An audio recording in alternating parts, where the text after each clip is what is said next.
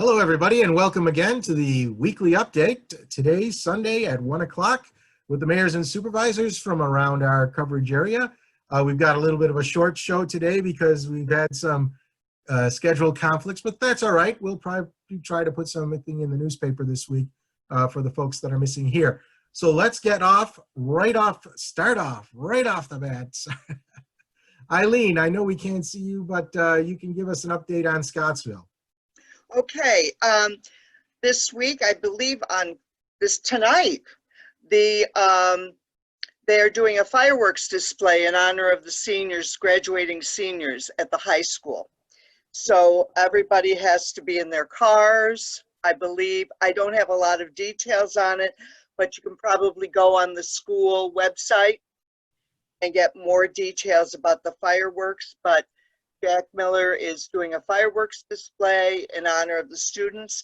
They've been walking the stage. They've been videoing each student walking the stage, and they will have that. They will do a graduation ceremony of some sort with the videos. And I believe that's coming up this weekend. Recreation in Scottsville. The village itself is not in charge of the recreation program. They use Johnson Park normally. Town has been working on setting up some kind of recreation program for the summer, some kind of summer camp. From all my information from them, that's going to be a no-go, mainly because of the cost and everything they would have to do to get that running. So as far as I know, there will be no recreation program this summer, but you can check with Linda Dobson, the town supervisor, or Shanna Fraser of the town recreation program to get more details. Otherwise, in the village itself, things are going smoothly. People are making appointments to come in. Occasionally we have someone at the door that will call in, and if the office and the window are open and there's nobody there, they'll take care of whatever business they have. But people have been paying their taxes by mail, by appointment, and things are going smoothly. Other than that, things are pretty quiet. I know two of our food service places are on takeout or limited seating. We have one restaurant that is waiting for more information at phase 4 on the guidelines there. They have said they do not want to open yet they want to keep their customers safe. So that's what's going on here. Things are fairly quiet. We have some things coming up. I know I just saw a sign for the Presbyterian church about a pancake breakfast in August. We'll see if they can do that. And I know the Catholic Church is opening this weekend to limited seating. I believe you have to kind of make a reservation type of thing.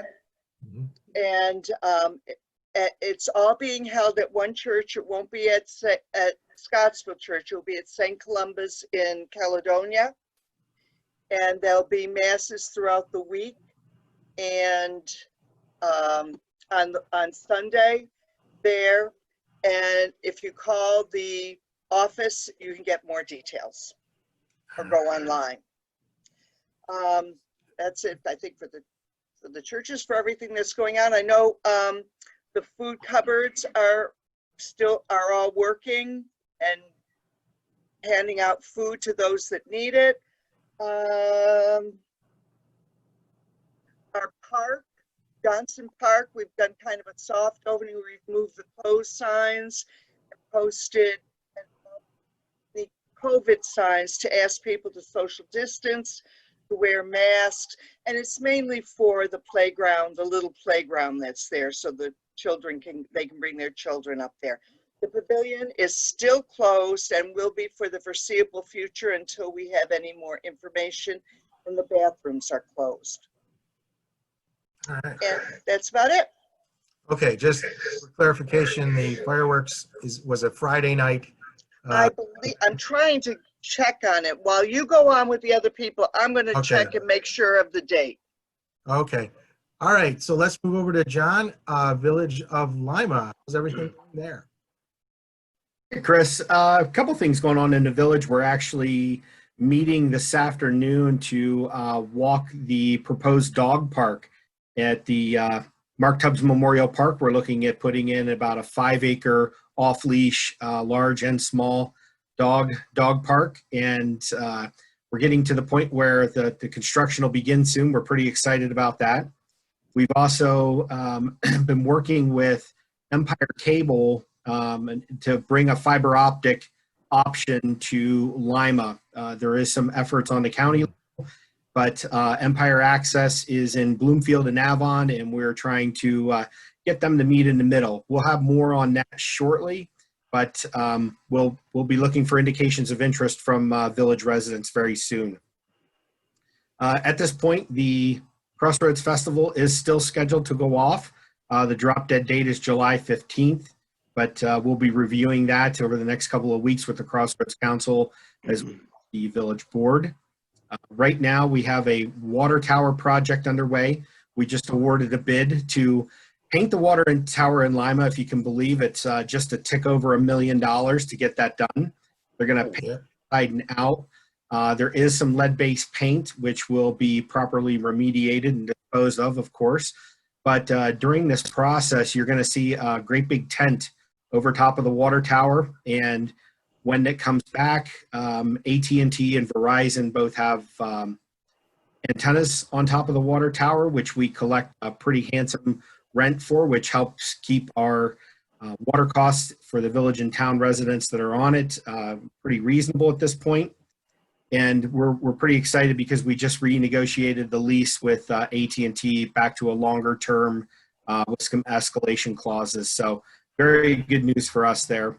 And finally, after what seems like ever, the water and sewer billing for the Village of Lima will be online very soon, probably starting the July or August billing session.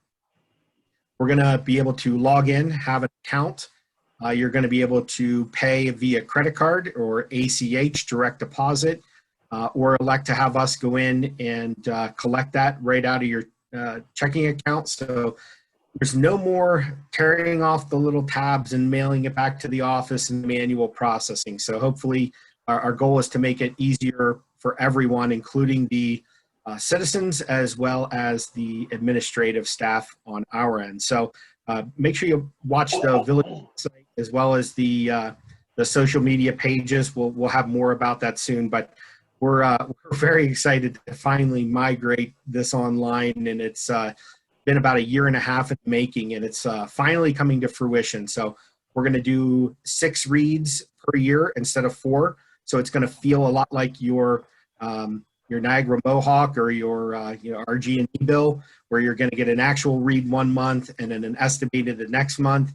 We opted to have some historic data loaded, so we'll be able to estimate backwards based on a 3-year average, which should give us a pretty accurate reading for the bill. So we are excited about that, and I can't wait to not have to mail that in manually anymore myself. So that pretty much wraps up the village at this point. All right, great. Thanks a lot, John. All right, Jerry, how about Rush? What are we doing in Rush? Well, my gosh, when I hear all of those previous accounts, I think to myself, what can I say about Rush?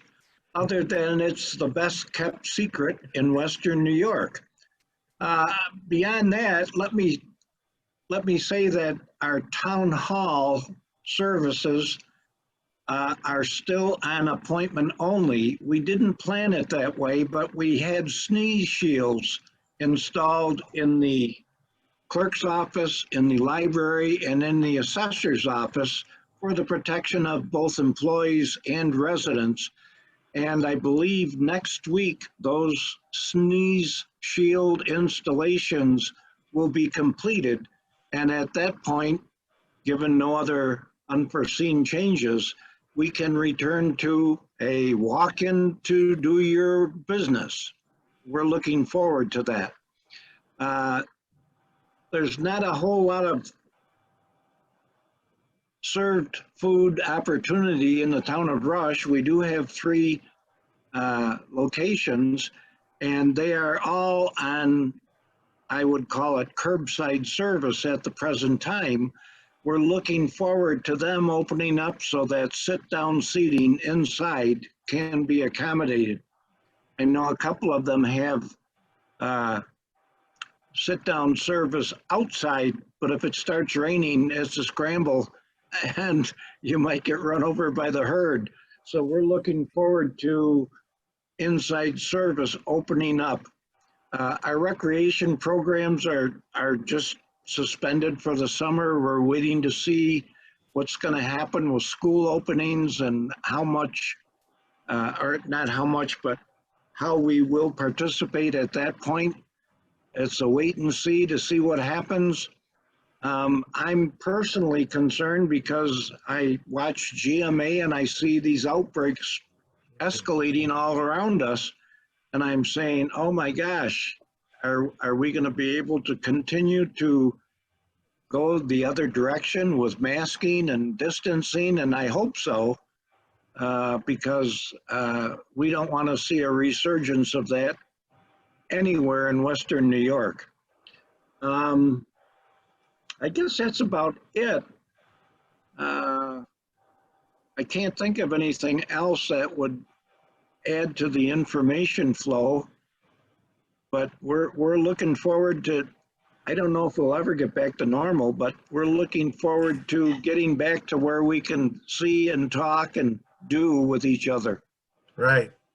Thanks. Well, we'll probably have some more news next week as we see exactly what transpires in terms of phase 4 and some of the differences that we're seeing come out of phase 4 than what we expected, which basically imply there's going to be a phase 5.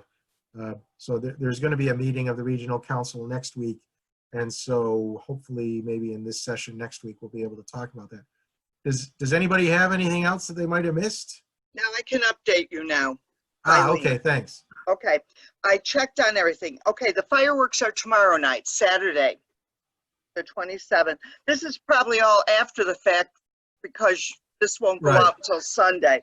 But just to update you, Saturday there'll be a fireworks display at the high school at 9:30. It's drive-in mode. If you walk up, you need to be socially distanced or wear masks. The graduation will be on Sunday in the soccer stadium with the graduate and only 2 immediate members in attendance. So it'll be outside. And they will Do you have know a what time virtual, on Sunday? I think 2 p.m. 2 p.m. on Sunday. Yeah. So people who are watching this live on Sunday, you have a few minutes to get there. Yeah. Hopefully, if they have a graduate, they're not watching this on Sunday. Yes, They're that's going true, to graduation. Yes. Yeah. So they will have a virtual presentation ready afterwards. And as for the churches, like I said, churches can open with limited seating. When I look at phase 4, I look at it being 33%. So it's somewhere between 25 and 33%. I don't know about the other two churches. We have 4 there. I don't know what they are doing at the moment, other than they have been holding that outdoor in-car service with the radio. Mm-hmm. Okay, they tune into the radio. So I haven't gotten any word on whether they're opening their buildings yet. And I know we're preparing, if we haven't done it already, a story on those churches with the radio, which I think is a fabulous idea. oh yeah, and that parking lot has been packed every Sunday. Mm-hmm. Because I drive on my way to where I'm going to church. And they have been packed. Yeah. The cars coming in and they honk their horns. And so it's been a great thing. I can see why you would like to do a little article on it. Yeah, I was kind of hoping St. Catherine's would do that in the hamlet of Mendon. They have a huge parking lot and it would have been ideal for something like that. Oh, it would have been great. Yeah. But other than that, like I said, churches are starting to be able to open. The restaurants are allowed to open with limited capacity, but we have one that's is remaining closed until they have more guidelines in phase 4. And recreation, like I said, has been, put off for this summer. As far as I know, I would have you check with the town on that. So that's it. All right. Very good. We're all set, everybody? We are. All set. All right. Well, thank you, everyone who's out there in TV land watching. And we invite you to return next Sunday at 1 o'clock for a new episode in the Mayors and Supervisors Update. We'll see you all. Bye-bye. Bye. Bye.